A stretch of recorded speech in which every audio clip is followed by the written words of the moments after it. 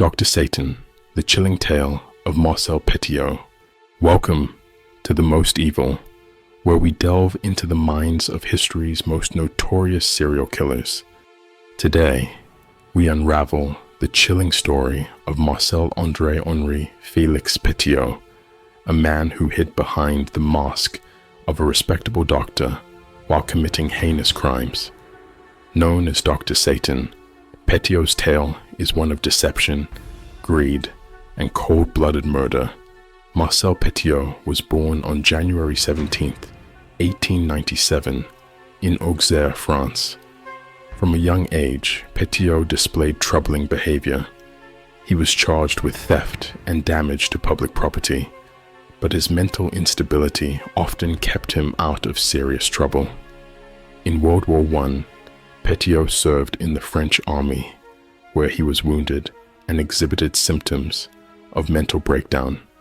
He engaged in theft and substance abuse, leading to multiple arrests. Despite diagnoses of mental illness, he returned to the front lines and was eventually discharged with a disability pension. Petiot's medical career began in the small town of Villeneuve-sur-Yonne, where he quickly gained a dubious reputation. He performed illegal abortions, overprescribed narcotics, and was suspected of petty theft. His first known murder victim was likely an elderly patient's daughter, with whom he had an affair. She disappeared in 1926, and neighbors reported seeing Petiot load a trunk into his car. During World War II, Petiot's crimes took a darker turn. He operated a fraudulent escape network under the alias Dr. Eugene, promising safe passage to those fleeing the Germans. For a hefty fee, he offered a way out of occupied France, but instead, he led his victims to their deaths. Petiot injected them with cyanide under the pretense of inoculating them for their journey. In his home, enough body parts were found to account for at least 10 victims. Also scattered throughout his property were suitcases, clothing, and assorted property of his victims. Petiot disposed of the bodies by incinerating them, dissolving them in quicklime, or dumping them in the Seine. The remains of at least 23 victims were found in his basement, but the true number is suspected to be between 60 and 200.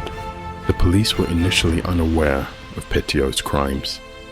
It wasn't until March 11, 1944, when neighbors complained about foul stench and smoke from his property, that the gruesome discovery was made. Firemen found human remains burning in a coal stove and scattered throughout the basement. Petiot managed to evade capture for 7 months by hiding with friends and assuming various aliases. Petiot adopted the name Henri Valery and joined the French forces of the interior, ironically tasked with counter-espionage. However, his luck ran out on October 31st, 1944, when he was recognized and arrested at a Paris metro station.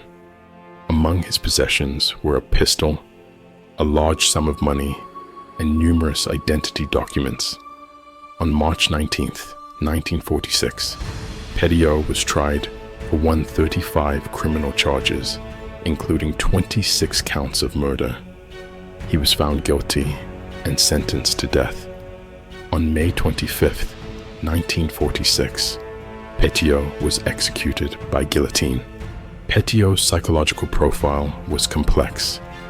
Diagnosed with various mental illnesses throughout his life, his actions showed a cold, calculating nature. At his trial, he claimed to have been a resistance hero, killing only enemies of France. But these claims were unfounded. Marcel Petiot's story has been depicted in films and comic books, but his legacy remains that of a monstrous figure who exploited and murdered those seeking his help. Dr. Satan is a startling reminder of how evil men can slip through the cracks. especially in times of war. He took the true number with him to the grave. Petiot was likely guilty of many more than 26 murders. He claimed that they had been killed by his allies in the resistance, not him.